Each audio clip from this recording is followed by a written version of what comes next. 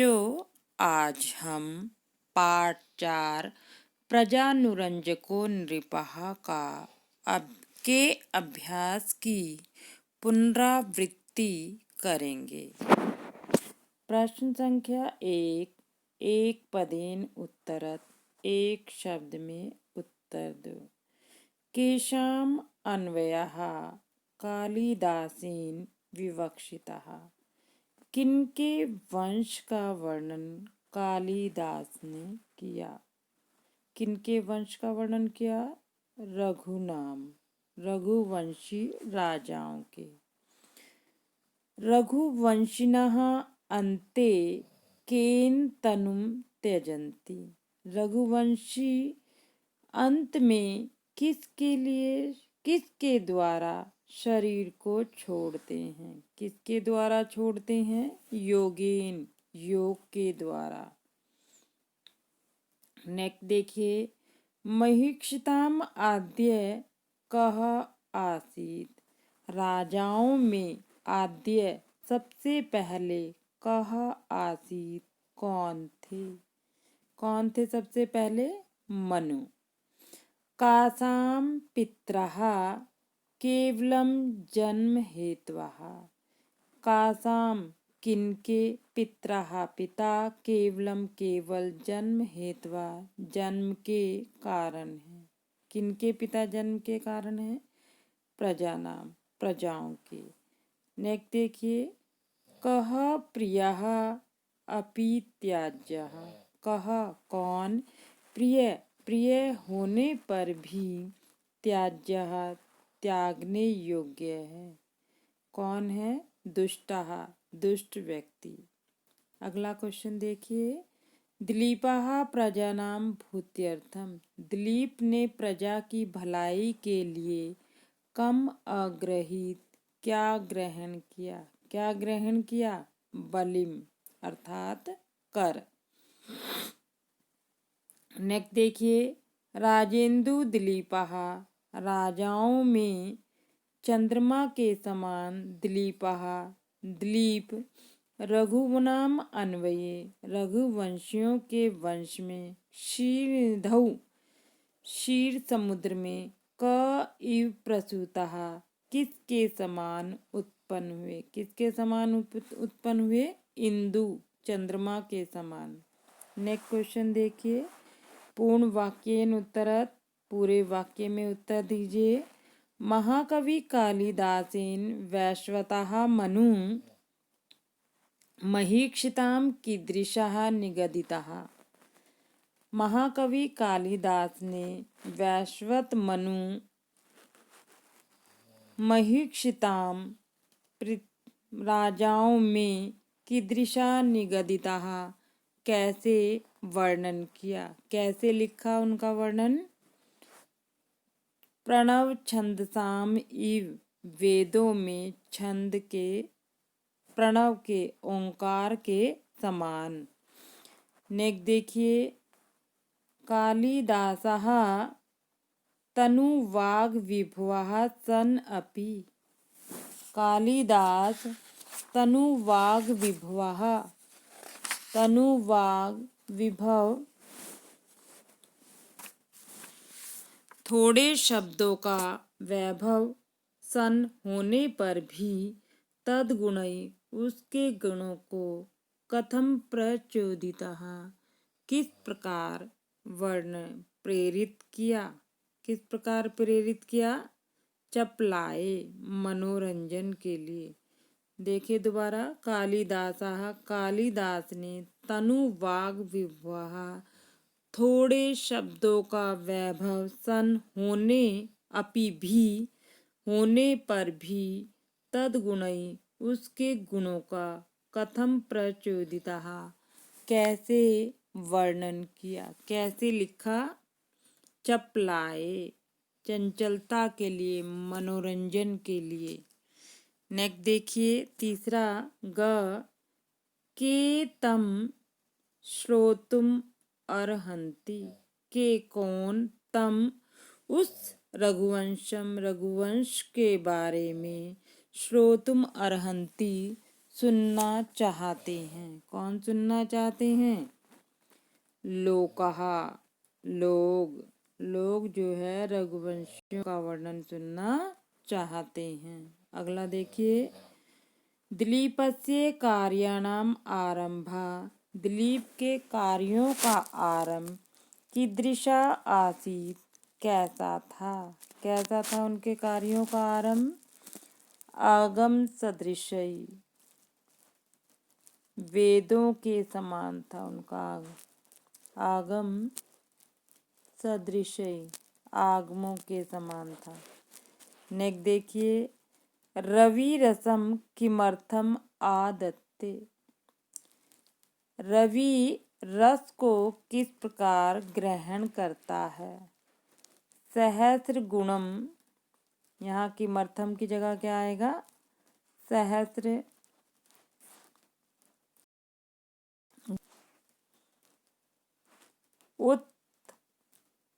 उत्स्रष्टुम,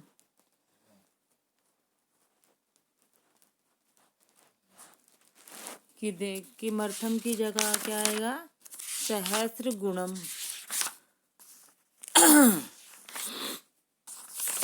उत्स्रष्टुम। Next देखिए question,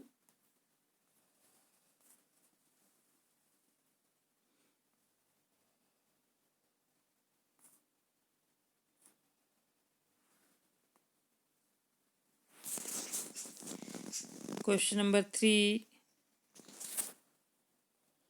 रेखांकितानि पदानि आधृत्य प्रश्न निर्माणम कुरुत। रेखांकित शब्दों के आधार पर प्रश्न निर्माण करना है। तो यहाँ आप देख रहे हो कि नीचे जो है वाक्यों में एक शब्द अंडरलाइन है, हमें उसकी जगह पर जो है किम शब्द के रूप लिखने हैं, जिससे कि हमारा प्रश्न बन जाए। जैसे स प्रजानाम ए भूत्यर्थम बलिम अग्रहीत। स जो है प्रथमा विभक्ति एक वचन का रूप है पुल्लिंग में, तो पुल्लिंग प्रथमा विभक्ति एक वचन में क्या आएगा इसकी जगह पर? कह। और पूरा वाक्य वैसा ही रहेगा, तो लिखा जाएगा कह प्रजानाम ए भूत्यर्थम बलिम अग्रहीत, और लास्ट में क्वेश्चन मार्क लग जाएगा जैसा कि यहाँ लिखा हुआ है।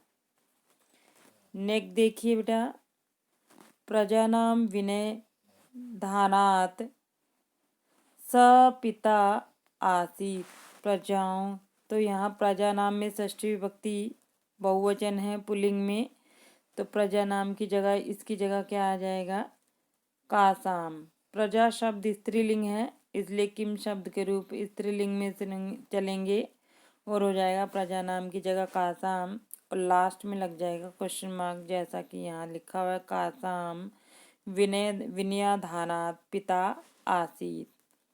नेक्स्ट देखिए इसका तीसरा, मनीषी नाम माननीयः मनु आसीत। यहाँ मनीषी नाम में पुल्लिंग है, षष्ठी विभक्ति बहुवचन, तो यहाँ किम शब्द के रूप षष्ठी बहुवचन में क्या हो जाएगा?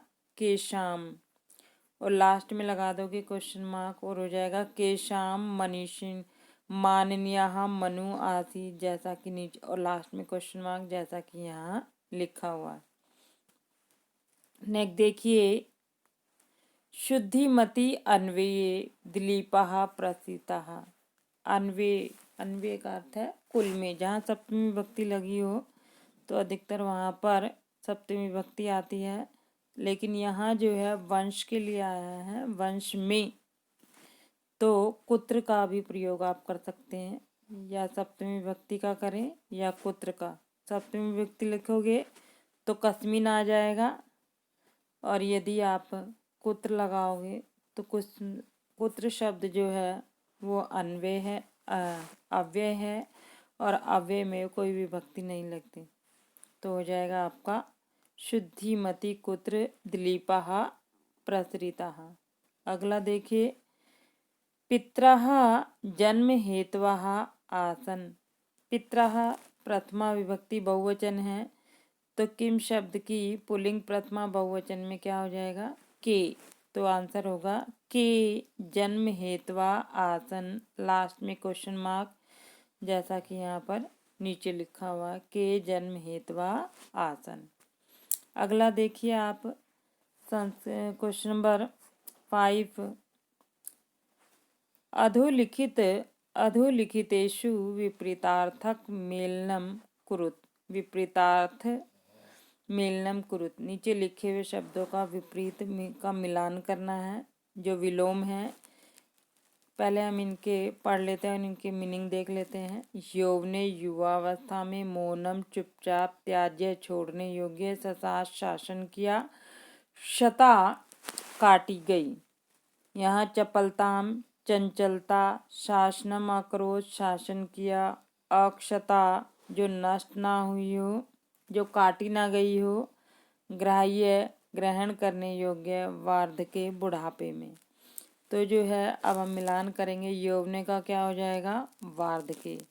मौनम का क्या होगा, चपलताम। त्याज्य का क्या होगा, ग्राह्य। शशास का क्या होगा, शासनम अकरोत। क्षता का क्या होगा, अक्षता। तो ये विपरीतार्थक हैं। नेक्स्ट देखिए क्वेश्चन नंबर 6। क्वेश्चन नंबर 6 में देखो, अधोलिखितेषु प्रकृति प्रत्यय विभागा क्रियता। हम नीचे लिखे हुए शब्दों में प्रकृति प्रत्यय विभाग करना है। तो हमें जो है इनकी कौन सा उपसर्ग है, कौन सी धातु है, ये सब बताना है। देखिए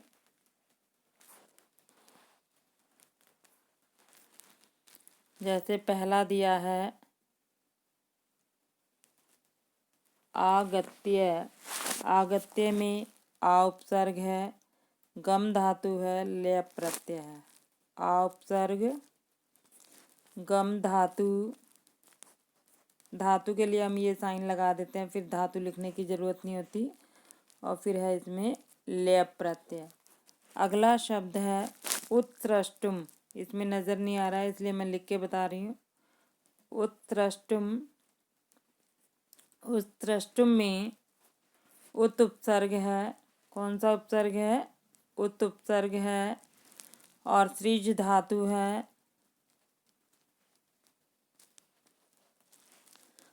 तथा तुमुन प्रत्यय है, तुमुन प्रत्यय। नेक्स्ट देखिए अगला शब्द है आपका शिष्टः। सम्मतः। सम्मतः का प्रकृति प्रत्यय है सम उपसर्ग, मन धातु, कता प्रत्यय। उसके बाद अगला शब्द है त्याज्य। त्याज्य में त्यज धातु,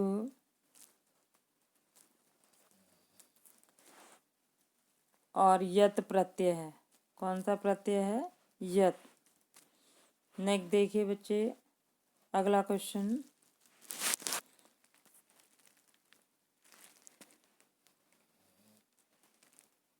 प्रश्न संख्या 7। संधिम संधि विच्छेदम वा कुरुत। संधि अथवा संधि छेद कीजिए। पहला है तनुवाग विभुओपि। तो तनुवाक जमा विभुवः।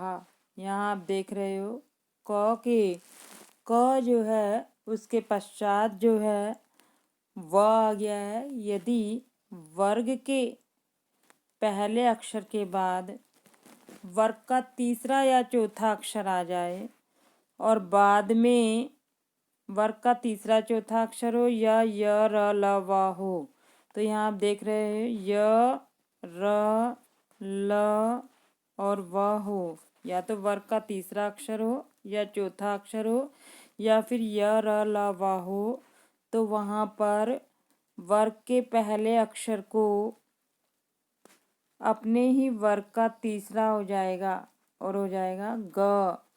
क ख ग, तीसरा अक्षर ग है। तो इसलिए यहाँ आप देख रहे हो जब हम संधि किया तो वाग आया यहाँ पर।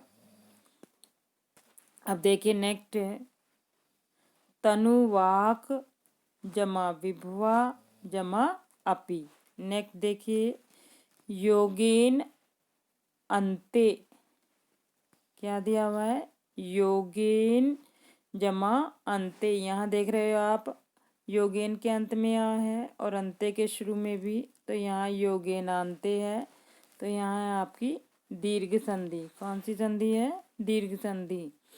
अगला देखिए ताभ्य जमा बलिम। अब यहाँ संधि करनी है, तो यदि विसर्ग के पहले भी आ हो तो य में आप देख रहे हो यहाँ पर अ लगा हुआ है, और उसके बाद जो है वर्ग का तीसरा अक्षर है प फ ब, तो इसलिए यहाँ पर विसर्ग को क्या हो जाएगा, ओ हो जाएगा। क्या हो जाएगा, ताभ्यो बलिम। क्या लिखा जाएगा, ताभ्यो बलिम।